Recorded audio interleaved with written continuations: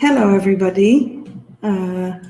Let us know if you can hear us and see us. Welcome to our last webinar for teenagers this season.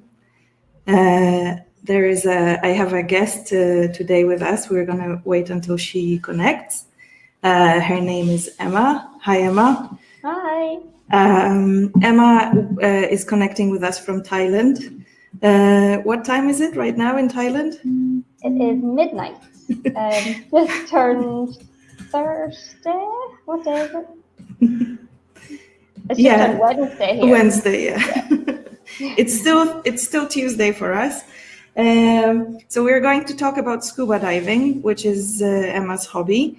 We will start with the vocabulary as usual. So we will see if you looked at our platform and did the Quizlet. If not, this is also a great moment for you to learn the vocabulary so that you can understand what Emma talks about.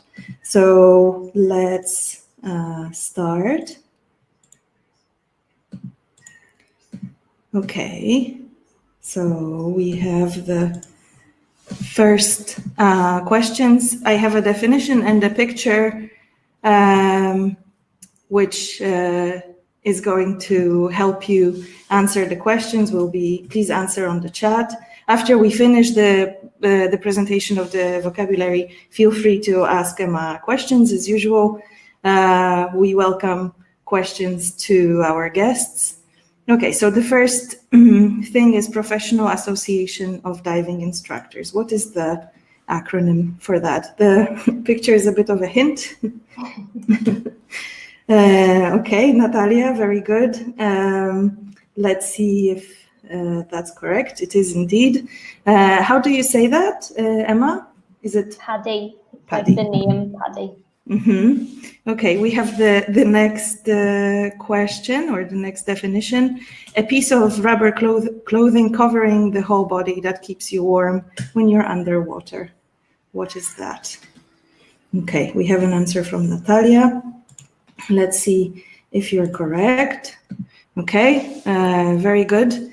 The next is this weird vest contraption thing, and it allows divers to control their buoyancy by inflating or deflating a bladder to achieve positive, neutral, or negative buoyancy. What is that? Okay, very good, Natalia. Do you have one like that, Emma?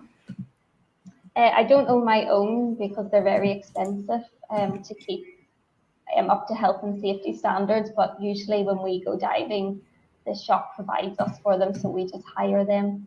Mm-hmm. Is it very heavy? It's heavy when it's wet, and then when you attach it to the tank, it's very heavy. Mm-hmm. But when it's just itself, it's okay. It's just like a jacket. Okay. So kind of like a life jacket, but for underwater. Yeah, exactly. Okay, let's see the next set of 3 words. The first one is, these are like fin-like accessories worn on the feet, legs, or hands to aid movement through the water. What is that? Mm-hmm. We have the first 2 answers actually. Let's see if you guys are right. Yes, okay, very good. The next one is an item of diving equipment that allows divers to see clearly underwater. What is that?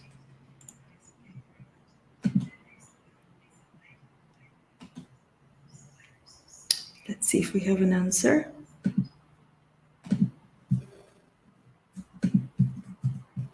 It's a mask. Okay, let's check. Yes, a diving mask. Very good. And the last one from this set, a ship that has been destroyed or sunk in an accident. Sorry, this is without the such. What is that? Shipwreck. Very good.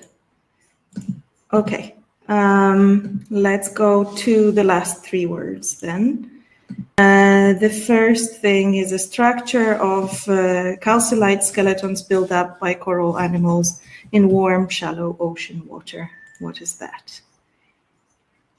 It looks really beautiful. This is something that divers search for, right? That's one of the things you want to see. Yeah, it's not as common as you would think, actually. A coral reef. Okay, very good. Okay, and then the next one provides the wearer with environmental protection by way of thermal insulation and exclusion of water. So it's not a wetsuit, it's a...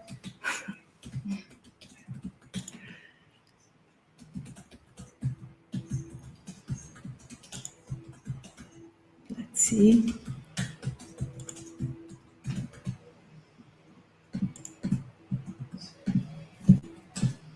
Okay, a dry suit. We have an answer from Amelka. Very good. And the last question, you see it in the picture. It's a device that controls the pressure of breathing gas for diving.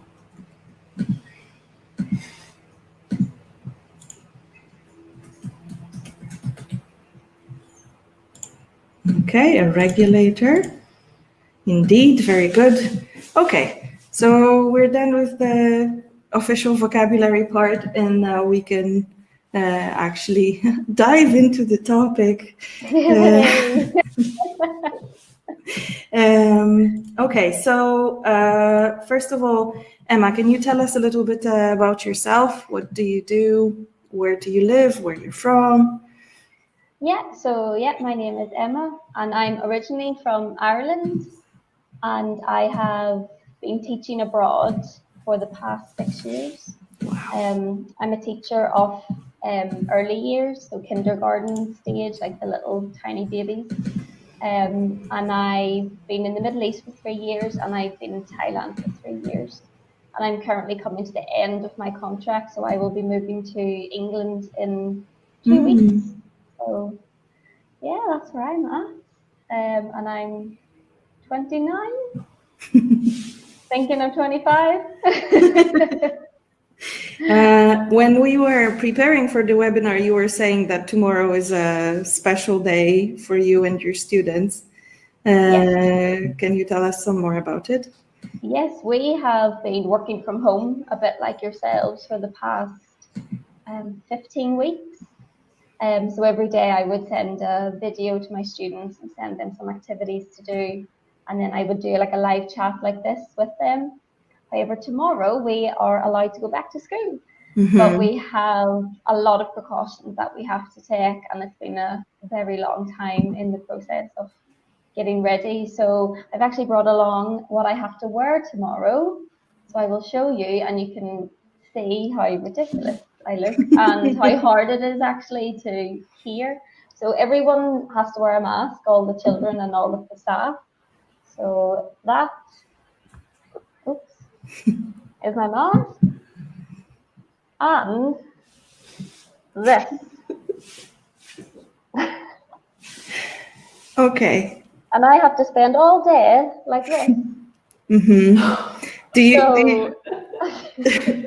Do you actually have to wear the mask like over your nose and your lips for instruction time as well? For everything. The only time it can be removed is when we are eating or drinking. So only the students have to wear the mask and the staff, but the staff have to wear, the visors as well. Okay, so just the visor is not enough. You still need to wear the mask. Yes, apparently so. Yeah, the Thai government have set out guidelines for schools to meet, and we had an inspection today in school, so everything was agreed that we were meeting the inspection guidelines. So yep, the children will start tomorrow. So yeah, it's exciting. What about the class sizes? Our class sizes are quite small anyway, but there is a maximum of 16 in a class. Normally our maximum would be 22, so it's not too bad. However, during the recent pandemic, a lot of families have went home to their home countries, and so we have lost a few students. So I will have 12 tomorrow, arriving out of 15. So, but you were saying that some of the students are not going back to the classrooms. They'll still do remote teaching? Yes. So the parents have had the choice. It's up to them whether either they have left the country and are still paying the school fees, or they are deciding not to send their children back. So as well as being in the classroom all day tomorrow, we also have to continue to send our activities home and to do our live lessons as well. So that's more work. Yeah, double the work. Not and double. And it's just for the 2 weeks until the summer holiday. Yes, yeah, we actually finish next Friday, so it's only 8 days, I think. Yeah, but then when school officially closes, we will be open for a 2-week summer scheme as well. So I won't be around for that, but they're hoping a lot of the children will be able to attend the summer school because they've missed so much time in school. Right. Well, I wish you all the best. I hope it goes well, and that it's not too hard. I can only think about all the weird noises that the kids make, and you won't be able to tell which student is making that noise. No idea. Yeah, it'll be fun. We'll get used to it.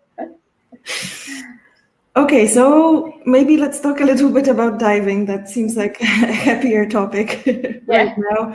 So when did your hobby start? It started about 10 years ago when I took a trip to Australia, and I was on a boat trip on the Great Barrier Reef, and there was an option to go scuba diving. And I signed up for it, and I had said, I've never done anything like this before.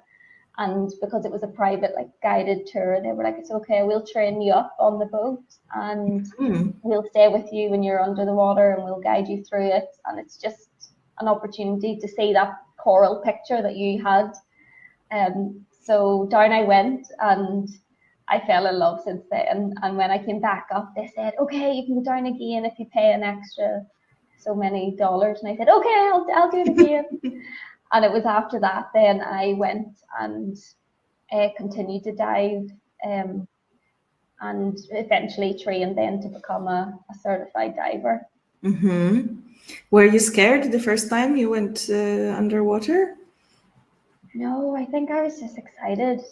I've always enjoyed being in the water and swimming and snorkeling, and the thought of being able to breathe underwater has just it still blows my mind, the thought of it. It is incredible. So when I eventually went down and realized how easy it was, for me it was a real calming effect. All I could hear was my own breath. We were able to communicate through different signs, which I can show you later, but for me it was just this peace, and you are a visitor in this other world, and it's such a unique experience that not many people actually get to do, and I just thought it was an absolute privilege. And yeah, I've just been hooked ever since. Wow, those signs that you're mentioning sound really interesting. So can you show us some?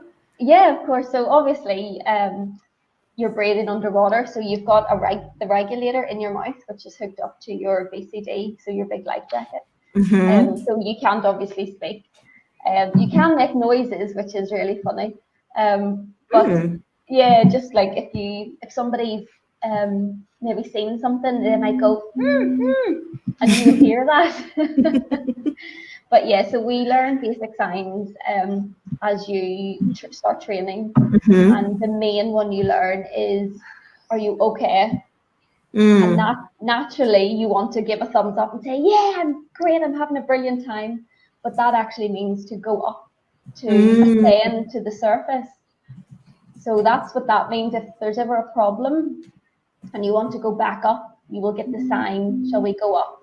And if you agree, you just do the same sign. The same to descend, you just go down. If there ever is a problem, you wiggle your hand and you point to whatever area it could be. So often you have problems maybe with your ears, so you point to your ears. Or if there's a problem with your mask, you point to your mask. If there's a problem with your air, you would point to that. And the other main sign we teach and learn is the air sign. So the instructor will always ask you, what's your air supply? So it's like your 3 fingers on your palm. Mm-hmm. And you have to look at your regulator, which has the pressure gauge on it. And on the gauge, it will have a reading from 1 to 200. So normally, by the time you've descended, you're already at maybe 180. So if you're, say, at 150, when they ask you your air pressure, you show a 1 and a 5. Mm. Or if you're on 90, you would show 9 fingers. If you're on 40, you show 4 fingers. But you would never show 40, because if you ever get to 50, that means you have to start going back to the surface. That's your maximum. Okay. And what happens? Okay, so let's say you indicate to the person you're diving with that there is a problem with, let's say, your mask or whatever. How can they actually help you? You learn how to help yourself. So often with your mask, it will get foggy, or you can get some water leaking into it, which obviously makes it very difficult to see. And when you're in the water, you always go in pairs and you buddy up.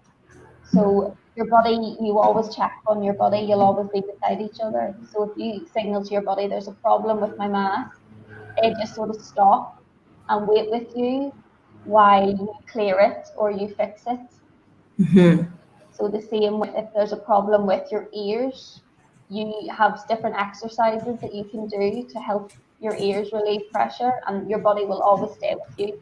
So if you need to maybe ascend back up a little bit, it will go with you. So you're never by yourself underwater.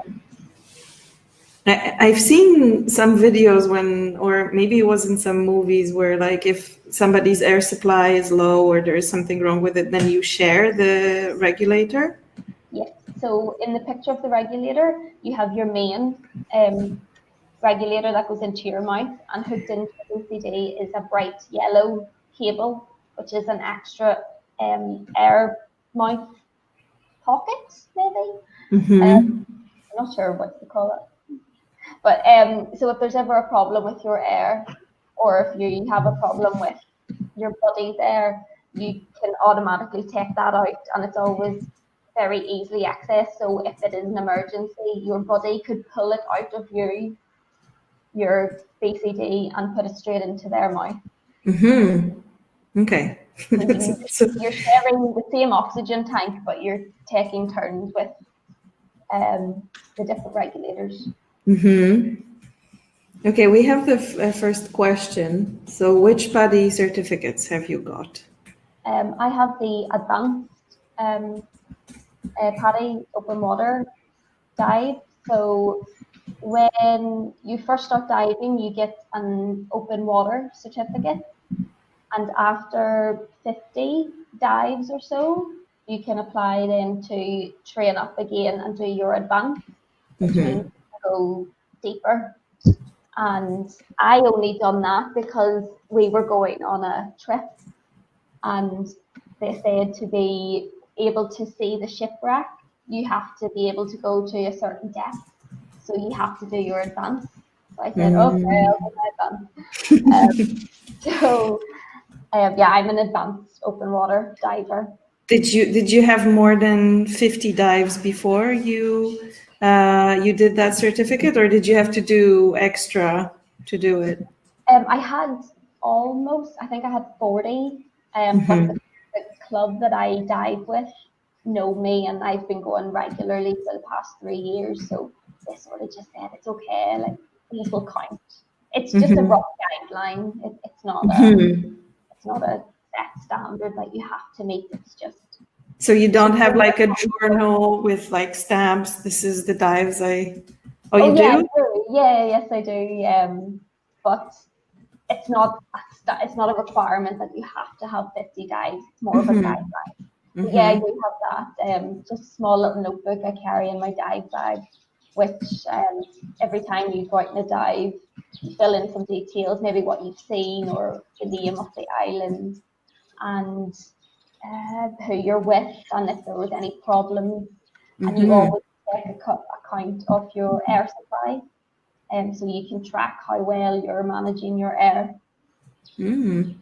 And then when you go back to the shop, they stamp it, yeah. Okay. You mentioned that you did your advanced certification to see a shipwreck.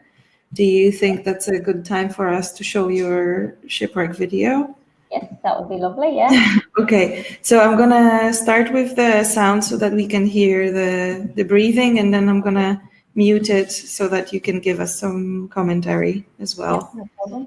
Okay, here we go.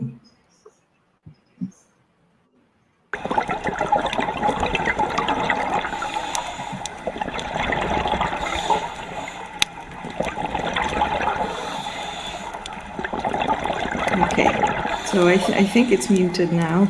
Yeah, I think it's possible to hear us.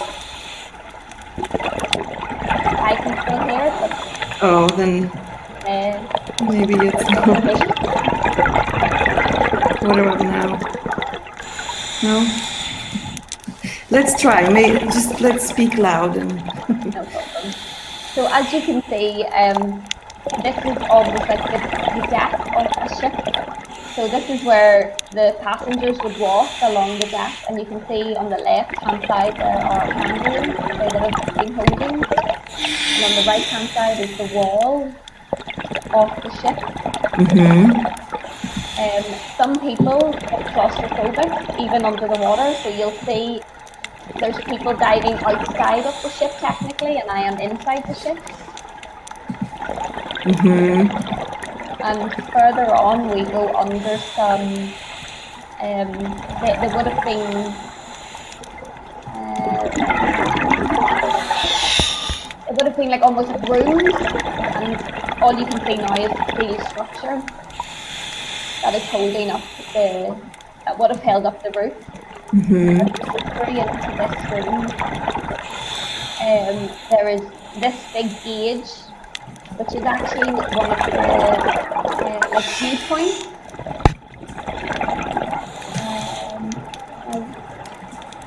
I'm not sure if it is this video, but there actually was within this room, or within this ship, there was a room where you could see the tiles on the kitchen floor. Wow.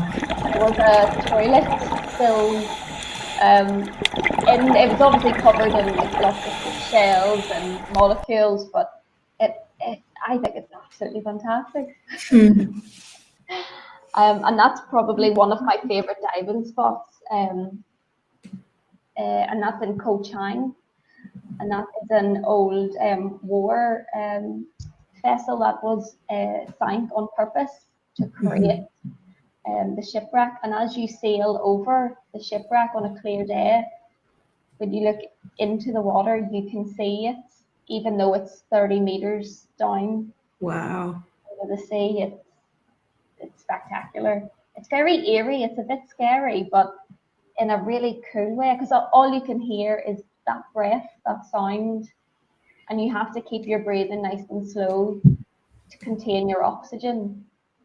So you have to almost calm yourself down by breathing, so it becomes quite hypnotic and so relaxing. So we have a question from Michał asking about your favorite diving spot, and so you kind of just answered that question. How many times did you go to dive there? We spent a 3-day weekend there, and every day we went on maybe 4 dives, 3 or 4 dives. So over the weekend we did a lot, because that's the main focus of diving in Koh Chang, is to go to this shipwreck. So we left school on Friday, drove to the island, got the ferry over, and on Saturday morning we were up and out, and we done 3 or 4 dives Saturday and Sunday, and then drove back. So that was something organized by your school, or was by a private dive company okay. that are within my town in Thailand here. However, they do work very closely with the school, and as an extracurricular activity for some of the children, they can go diving, and they teach them in the swimming pool how to dive. Wow. I know. So cool. It is. It does sound very cool. It's an amazing field trip. Yeah. So the question from Natalia: who do you dive with? These are people that you work with, or people from like the diving school, or Yeah, a mixture. The diving school have great links with our school, so they often run just teacher trips. So all of the teachers go out together who like to dive, and we spend a day on the boat and get partnered up, and we all just jump in and go explore. But I have been on trips where I haven't known anyone, and you have that common interest, so people just start talking, and that's nice. But one of my favorite people to dive with is my friend Claire, because she is in her late 50s, and she just decided, yeah, I'm going to try this, and isn't the most confident, but loves it. She's a bit clumsy in the water. You have to be quite careful of, hitting the coral or damaging anything. And she is a bit clumsy, but they just let her come down anyway. It doesn't matter, it's all abilities, and we just have so much fun. And yeah, I love diving with her. We're a little bit silly in the water sometimes, but it's really fun. So you buddy up with her? Is she your partner? Mm-hmm. Yeah. But sometimes you can just be partnered with someone who has the same experience as you. They usually go on experience to try and keep you together. Mm-hmm. And there's a question from America. Have you ever experienced a risky situation? No, not like I've ever run out of air or anything really scary like that. However, there was one situation that really stands out, and it was, again, trying to go down to a shipwreck. But the day we went, the current just happened to be very, very strong. So there was a line dropped, which means the anchor drops from the boat, and there's a rope attached, and it's for the divers to hold on to the rope and end to the starting point of the dive. And the current was so strong, and I'm quite small, that it was just blowing me. So I was hanging on for dear life and trying to force my way down.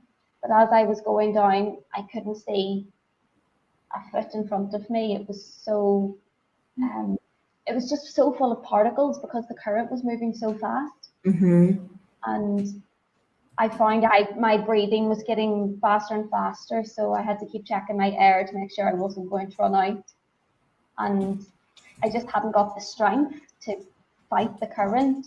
And I could see my team were just getting further and further away from me, and other teams were starting to overtake me. And they were asking me if I was okay, and I was saying, no, there's a problem, but I didn't know how to say I'm too small or I'm not strong enough. So that was a little bit scary. But what happened was I sort of stayed where I was and just calmed my breathing down. And eventually, when my dive team had got to the bottom, the dive master, who's in control of the situation, came up and found me. And I just said I wanted to go back up. So he could then go on down to the rest of the team, and they could continue to their dive. But they didn't actually get to continue it. The current was so strong that the dive was called off. Okay. So yeah, it wasn't pleasant, but it was still a bit cool. So I'm guessing what you like the most about diving, to answer America's question, is the cool factor. Is that what it is? It's the adventure and the complete uniqueness of the situation. And like I said before, that peace and quiet when you do get into the rhythm. Oh, it's just the most relaxing. It's my happy place. That's what I call my happy place. That's where I go when my mind is clear, and I just float along and I just watch the little fish, and it's just beautiful. So we talked and we showed a shipwreck dive, but we also have a video with like live things, with an animal. So maybe we can show it now and then show some of the photos that you sent me, because they are showing animals and animals, I think. So do you want to start with the video or the pictures? We can start with the video. Okay. Here we go.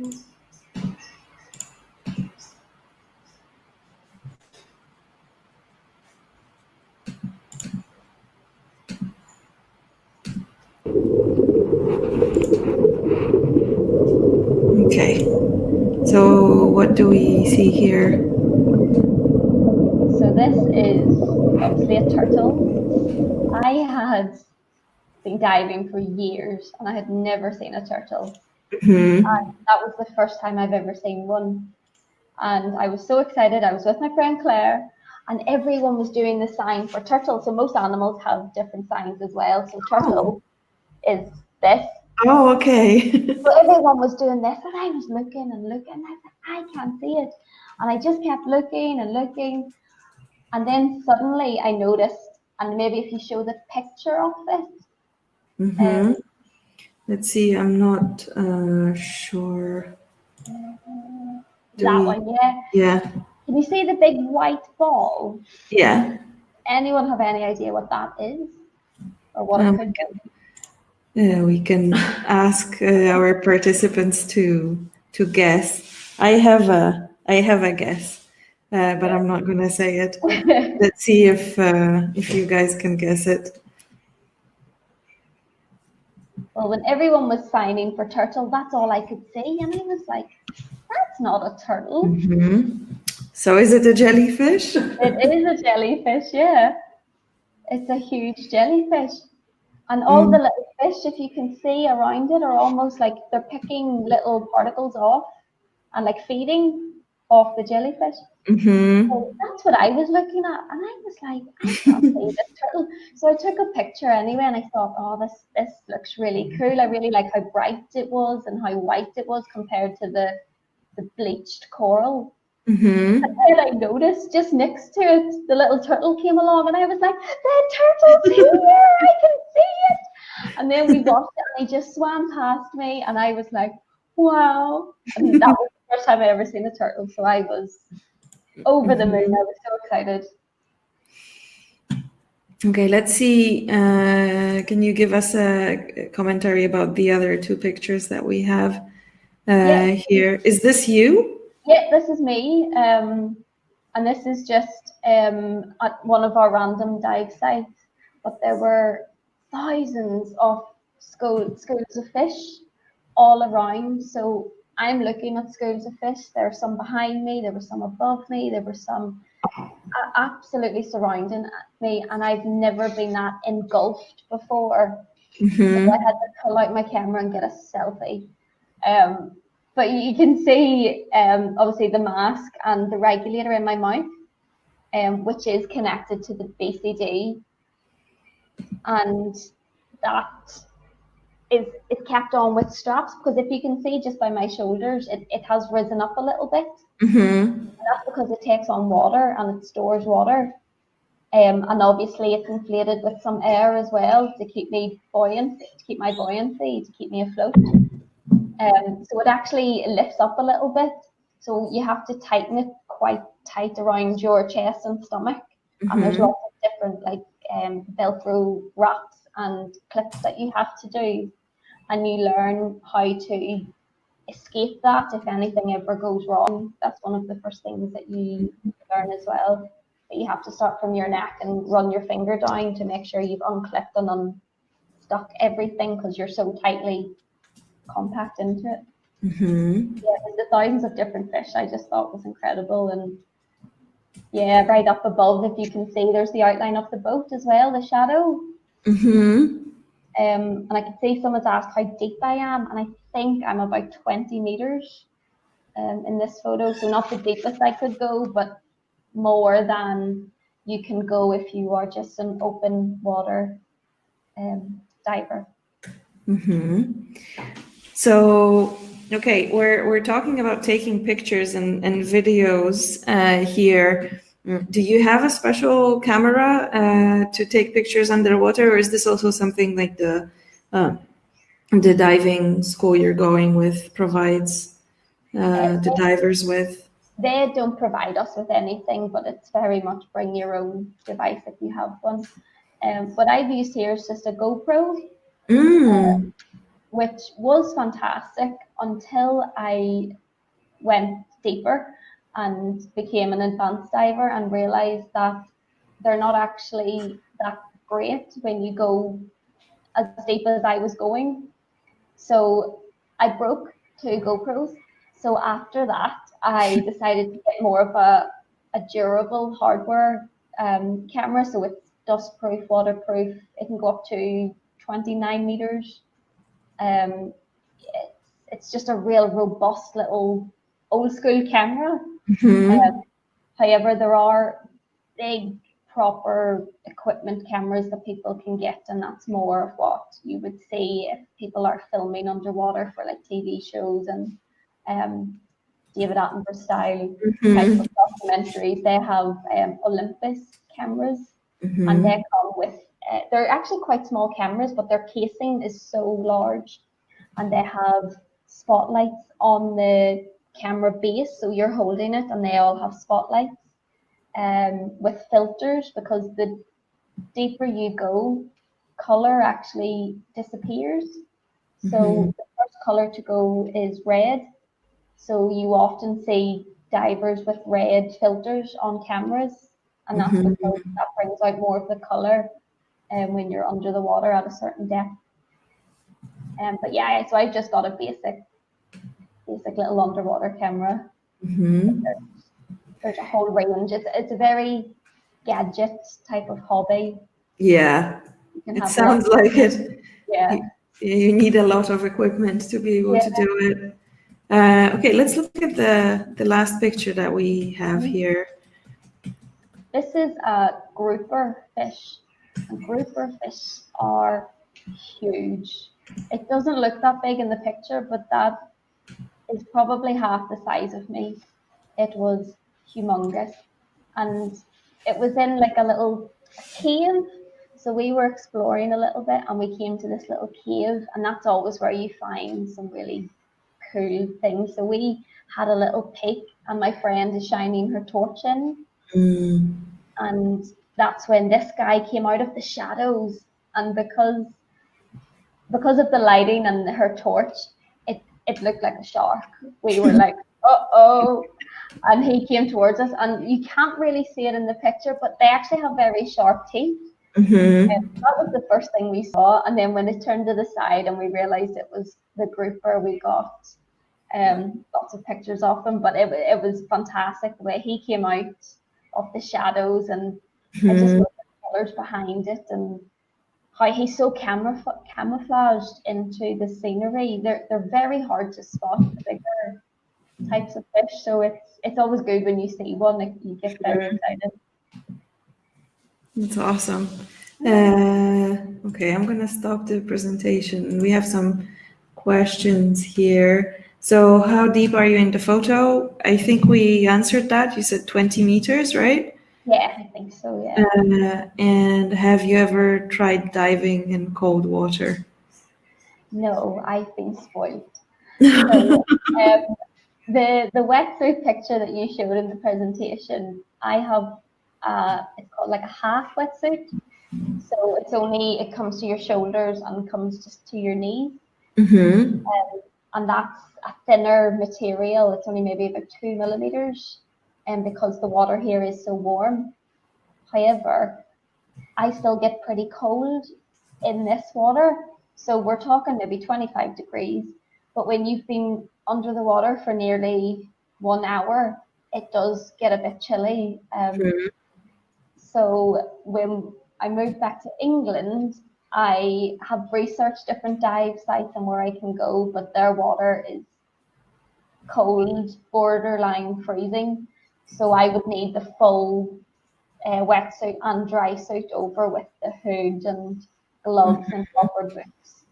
So I haven't tried it yet, and I'm not looking forward to it, but I will, I think. Are the things that you see in cold water maybe less spectacular, or I don't is think, it just different? yeah, I don't think you could ever say it's anything less spectacular because every dive is so different and every dive site is so different. So I actually was on, there's a website that I subscribe to, the PADI official website, and they send out different areas around the world, and they were in Austria, I think. Mm-hmm. And again, the people were in their proper wet or dry suits, hoods up and stuff, and it was so cold, you could just tell. But they had a lot of it's almost like long grass seaweeds and little like bridges, and it looked really, really beautiful. So I think it's just different types of life that can live in cold water. Mm-hmm. So it's going to be a completely different experience under there. So I think that's why I have to try it, because it will be another new world that you get to see. Okay, and what about Mihal's question? What was your deepest dive? As an advanced diver, we cannot go deeper than 35 meters. So I would say my deepest has probably been 29, 30. Mm-hmm. They always give you a little bit of leeway because of your buoyancy. So if your buoyancy, when you're under the water, if you start to tilt, if you're too busy looking down, your whole body starts to go down. So you can lose a couple of meters quite quickly without realizing. So you always have a bit of a guideline, but I don't think I've been past 30. Mm-hmm. Can you sense a lot of difference of how it feels between, let's say, 20 and 30 meters deep? You can see it because the light is the first thing to go. It gets very dark very quickly, and you feel it more in your ears. Your ears is your pressure point. So if you think about going on an airplane, and during takeoff and sometimes landing, you'll have to maybe pop your ears. Mm-hmm. For going under the water. So as you descend, you have to what's called equalize. So it's just clearing your ear passages. So you pinch your nose and you have to blow out. So your ears kind of pop. You have to regularly do that as you're descending, roughly every 5 meters, until you get to the level you're going to remain at. Because the pressure, if it builds up in your ears, it can cause you a lot of harm, and you could get into big trouble. So you always have to keep an eye on your ear, but you have to, be aware of how your ear is feeling, and if there's ever any problems with your ears, the best thing to do is equalize and ascend to try and clear it, and you'll soon feel the pressure releasing. You actually make the diving sounds as you talk about like problems. Have you noticed that? It's just habit. It's awesome. Well, we started talking about some problems. So maybe if you could share with us, what are some things that make it impossible for somebody to do diving? Some like health problems, conditions. Yeah, so if you ever have had asthma, breathing conditions, you cannot dive for safety reasons. Mm-hmm. You might not be able to get enough oxygen into your lungs. Right. Which can cause, it's called decompression sickness, which is, it's just where you get really poorly, really very quickly, and you have to have a lot of oxygen pumped into you. So anyone with breathing problems, if you have a cold or if you've a sore throat and are a bit snuffly, Mm-hmm. you can't go down. Even if you think, oh, it's just a tickle, I'll be okay, you feel it because you can't equalize correctly, so you can't go as deep, and you're very uncomfortable. Because I didn't mean to, but I kind of went under when I shouldn't have, but I knew straight away that it wasn't going to work. I was going to be very sore and could cause damage. So it's sometimes you don't even realize, you maybe have a snuffle or you have a sore throat until you're under at a certain level and you think, uh-oh, I'm not well, I can feel it. And if you've ever had like surgery, like brain surgery or spinal surgery, because you have to take the pressure off the water, and also you have to be physically fit. To dive, it is quite strenuous at times, especially when like the currents are strong, and you do different types of dives. So if there is a strong current, normally you do what's called a drift dive. So you just get your buoyancy and you float along, and it's the current taking you, and you just sort of go where the current takes you, which is fantastic. It's fantastic when you're going that way, but when you have to swim back, Right.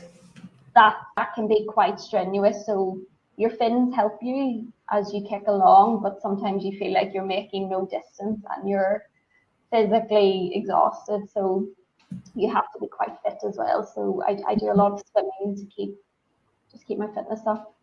But yeah, I think that's most of the illnesses really.